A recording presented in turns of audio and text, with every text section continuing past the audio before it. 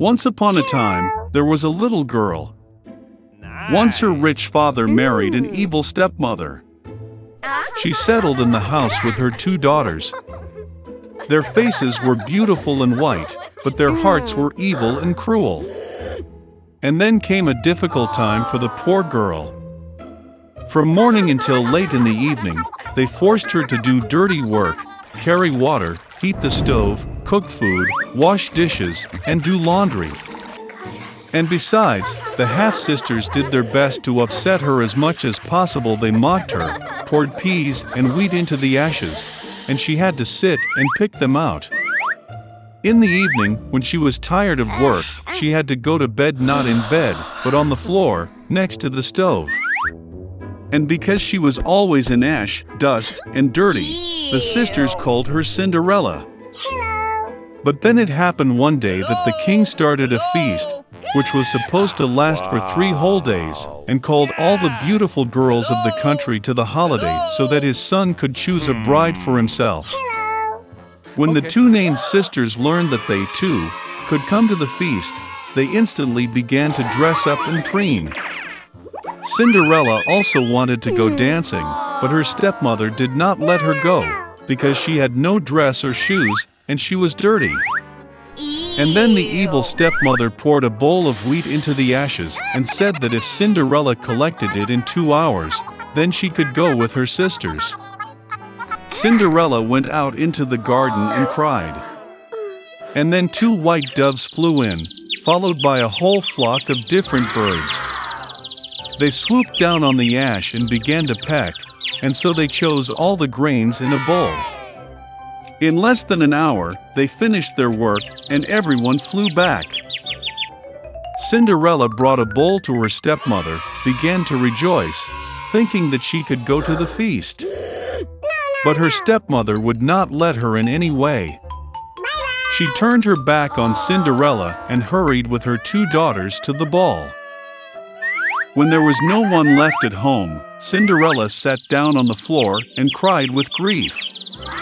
And then 2 white doves flew in, followed by a whole flock of different birds, and they threw off their dress and shoes shiny and all in gold. She quickly put on this dress and came to the bride. They saw her stepsisters and stepmother and thought that it must be some strange princess, she was so beautiful in her golden dress. It never occurred to them that it was Cinderella. The prince came out to meet her, took her hand, and they began to dance. And he liked Cinderella so much that he did not want to dance with any other girl. She danced until the evening and wanted to return home, but the prince asked her to see her off. He wanted to know whose beautiful girl this is, and where she lives. But Cinderella ran away from him and climbed onto the dovecot. The prince ordered to destroy the dovecot, but there was no one in it. And nowhere near could he find his beautiful stranger.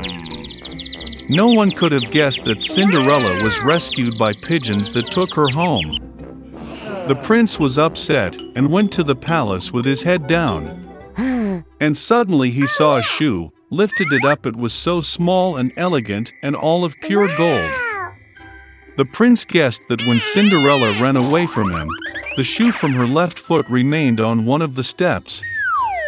The prince was delighted and ordered to find the mistress of this shoe, and to whom it suits he will marry that one.